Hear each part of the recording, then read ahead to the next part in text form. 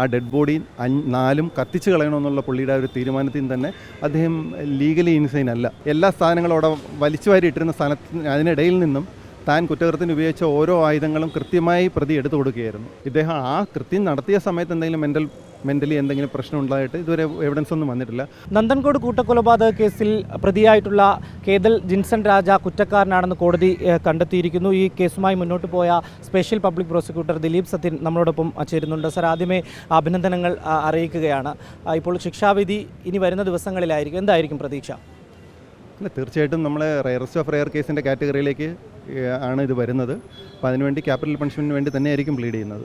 ഈ കേസിൻ്റെ നാൾ വഴി നമ്മൾ പരിശോധിക്കുമ്പോൾ മാനസിക നിലയെ തെറ്റിയാണ് ഇത്തരം കുറ്റകൃത്യം ചെയ്തത് എന്നുള്ളതാണ് ആദ്യഘട്ടത്തിലൊക്കെ ഉയർന്നു വന്ന വാദം.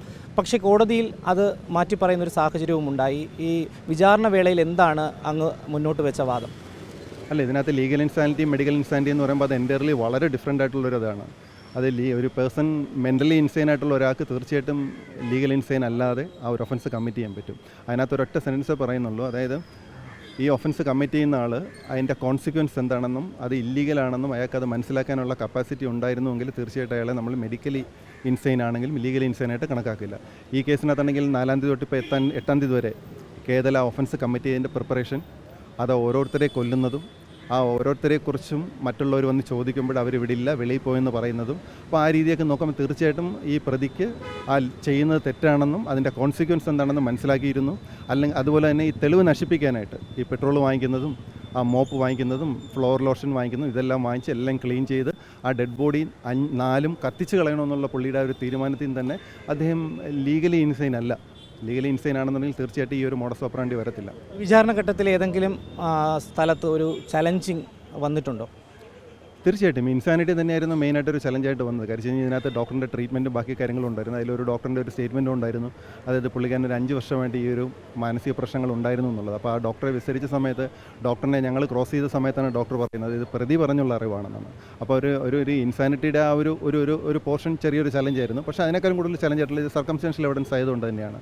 സർക്കംസ്റ്റൻഷ്യൽ എവിഡൻസിൽ ആ ചെയിൻ ഓഫ് സർക്കംസ്റ്റൻസിൽ എവിടെയെങ്കിലും ഒരു ബ്രേക്ക് വന്ന് മറ്റാർക്കെങ്കിലും ഇതിനകത്തൊരു ഇൻവോൾവ്മെൻറ്റ് ഉണ്ടാകാനുള്ള സാധ്യത ഉണ്ട് എന്നുള്ളൊരു ലൂപ്പ് ഹോൾ വന്നു കഴിഞ്ഞാൽ തീർച്ചയായിട്ടും സംശയത്തിൻ്റെ ആനുകൂല്യം പ്രതിക്ക് കൊടുക്കണമെന്ന് തന്നെയാണ്. അപ്പം ആ ഒരു സർക്കംസ്റ്റൻഷ്യൽ എവിഡൻസ് പ്രൂവ് ചെയ്യുന്ന ആ ഒരു ഭാഗം തന്നെയായിരുന്നു പ്രോസിക്യൂഷന് ചലഞ്ച്. വിചാരണ വേളയിൽ കേതൽ കോടതിയിൽ തനിക്ക് പറ്റിയ അല്ലെങ്കിൽ കുറ്റം സമ്മതിക്കുകയോ അല്ലെങ്കിൽ ഏതെങ്കിലും തരത്തിലൊരു കുറ്റബോധം ഉണ്ടാവുകയോ ചെയ്തിട്ടുണ്ടോ? ഇല്ല, കേതലിൻ്റെ കുറ്റസമ്മതം മെയിനായിട്ട് വന്നിട്ടുള്ളത് ആ അന്വേഷണ ഉദ്യോഗസ്ഥന് മുമ്പിൽ ആദ്യം അറസ്റ്റ് ചെയ്ത സമയത്ത് കുറ്റം സമ്മതിക്കുന്നുണ്ട്. അതിനെ ബേസ് ചെയ്താണ് ആ റിക്കവറി എല്ലാം നടത്തുന്നത്. കാര്യം ആ കത്തിക്കിടക്കുന്ന വീട് മൊത്തം ആ ഫയർഫോഴ്സ് വെള്ളമെല്ലാം ഒഴിച്ച് ആ മൊത്തം ഷാബിയെ ആ മൊത്തത്തിൽ മൊത്തം എല്ലാ സാധനങ്ങളും അവിടെ വലിച്ചുവാരി ഇട്ടിരുന്ന സ്ഥലത്ത് അതിനിടയിൽ നിന്നും താൻ കുറ്റകൃത്യത്തിന് ഉപയോഗിച്ച ഓരോ ആയുധങ്ങളും കൃത്യമായി പ്രതി എടുത്തു കൊടുക്കുകയായിരുന്നു. അപ്പോൾ അത് ആ ഒരു കുറ്റസമ്മതം ഉണ്ടായിരുന്നു. പിന്നെ ഡോക്ടർ മോഹൻറയുടെ മുമ്പിൽ അദ്ദേഹം കുറ്റസമ്മതം നടത്തിയിട്ടുണ്ട്. അപ്പോൾ അദ്ദേഹത്തിൻ്റെ ഒബ്സർവേഷൻ തന്നെയുണ്ട്. ഇത്രയും കൃത്യമായി പ്ലാൻ ചെയ്ത് ഈ ഓരോ കാര്യങ്ങൾ ചെയ്തു വെച്ച് നോക്കുമ്പോൾ ഇദ്ദേഹം ലീഗലി ഇൻസൈൻ ആണെന്ന് എനിക്കൊരിക്കലും പറയാൻ കഴിയുന്നില്ല. ആ ഒരു കാര്യം വരുന്നുണ്ട്.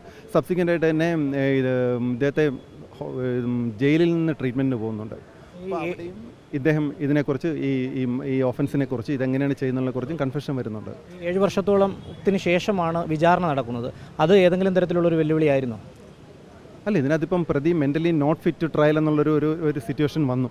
ഇദ്ദേഹത്തെ അറസ്റ്റ് ചെയ്ത് 7 ദിവസത്തെ റിക്കവറിക്ക് ശേഷം ജയിലിൽ കൊണ്ടതിന് ശേഷം 25-ാം തീയതിയാണെന്ന് തോന്നുന്നു. അന്ന് രാത്രി പുള്ളി ജയിലിലെ ഇൻമേറ്റ്സുമായിട്ട് എന്തോ ഒരു പ്രശ്നം ഉണ്ടാക്കിയതിന് ശേഷമാണ് ഇദ്ദേഹത്തെ ജയിലിലേക്ക് ഷിഫ്റ്റ് ചെയ്യുന്നത്. അപ്പോൾ തന്നെ അന്വേഷണ ഉദ്യോഗസ്ഥൻ്റെ ഭാഗത്തുനിന്ന് ഒരു പെറ്റീഷൻ പോയിരുന്നു.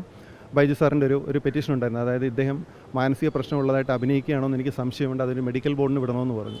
അപ്പോൾ അതിനുശേഷം സബ്സിക്വൻ്റ് ആയിട്ടുള്ള ഈ മെഡിക്കൽ ഇവാലുവേഷനിലാണ് ഇദ്ദേഹം ആ കൃത്യം നടത്തിയ സമയത്ത് എന്തെങ്കിലും മെൻ്റലി എന്തെങ്കിലും പ്രശ്നം ഉണ്ടായിട്ട് ഇതുവരെ എവിഡൻസ് ഒന്നും വന്നിട്ടില്ല.